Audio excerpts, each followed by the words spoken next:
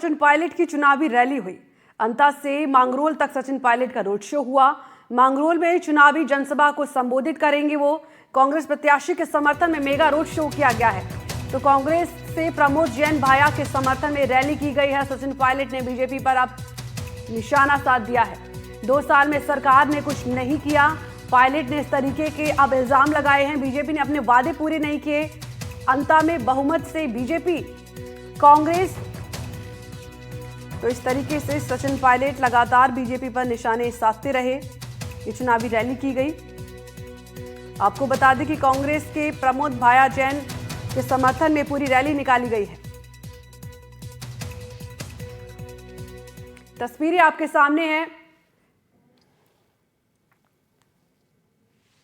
विकास के क्षेत्र में इस इलाके को हमेशा आगे रखा है और ये उपचुनाव भी इसलिए हो रहा है क्योंकि यहाँ के जो भाजपा के विधायक थे उनको माननीय न्यायालय ने अयोग्य घोषित किया। उनको अयोग्य हमने नहीं कहा, लेकिन कोर्ट ने, कचहरी ने, न्यायालय ने कहा कि वो इस योग्य नहीं है कि इस सदन के सदस्य रहें। इसलिए यहाँ पर उपचुनाव हो रहा है और ये उपचुनाव भाजपा की राजस्थान की 2 साल पुरानी सरकार का जो आकलन है वो जनता कर रही है।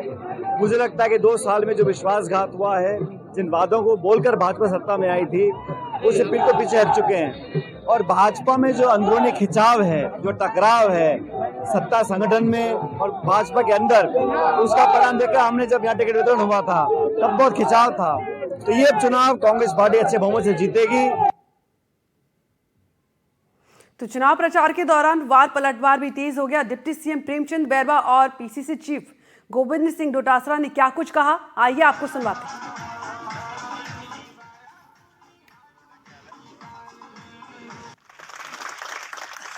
जिलाध्यक्ष जी भी हैं, अन्य नेता भी हैं। एक रीति नीति और एक संस्कारवान पार्टी है और एक विजन लेके काम करने वाली पार्टी है। इस पार्टी का कार्यकर्ता अपना दायित्व का बखूबी से निभाता है, जनता के बीच में रहता है और जनता से पूरा हम आश्वस्त है कि भारतीय जनता पार्टी के प्रत्याशी भाई मोरपाल जी को यहाँ से विजय हासिल होगी। और हमारे कार्यकर्ता रात दिन जनता के बीच में रहते हैं और जिस तरह से जो डबल इंजन की सरकार 2 साल में जिस तरह से हर क्षेत्र, हर वर्ग को लेकर काम कर रही है और हमारे माननीय यशस्वी प्रधानमंत्री नरेंद्र मोदी जी का जो विजन है विकसित भारत 2047 का, जब हमारे माननीय प्रधानमंत्री जी इस देश की बागडोर संभाले थे, उस समय देश की आर्थिक स्थिति की दृष्टि से देश 11वें नंबर पे था। वो आज 4थे स्तंभ पर आके खड़ा हुआ है और 3रे स्थान पे आने की तैयारी है। इसलिए भारतीय जनता पार्टी एक विजन लेके चलने वाली पार्टी है जो देश को प्रथम मान के। में कहा मुख्यमंत्री आया, वसुंधरा जी आई और मदन राठौड़ जी तो इतने कमजोरी की बात करके चले गए, पहले से हार स्वीकार कर ली। उन्होंने कहा अब इसको जिताओ, हम मंत्री बना देंगे। तो बनाया था ना, सुरेंद्र पाल टीटी को शपथ भी दिला दी थी, लोगों ने अग्निवीर मंत्री बना दिया। तो इसको अग्निवीर मंत्री बनाना है क्या? पहले शपथ दिलाओ मंत्री की, नहीं तो ये जीतेगा ही नहीं, तो मंत्री कहाँ से बनाओगे?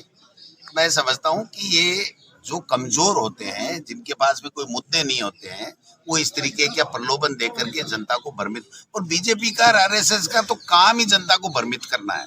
कभी धर्म के नाम पे कर देते हैं, कभी दूसरे नाम से कर देते हैं, तीसरे आदमी को खड़ा कर देते हैं जिससे कांग्रेस का वोट खराब हो जाए और उनकी जीत हो जाए। सीधे चुनाव में वो कभी भी जीत ही नहीं सकते कांग्रेस से, क्योंकि उन्होंने 2.25 साल में कुछ किया नहीं। मोदी जी ने 10-11 साल में कुछ किया नहीं।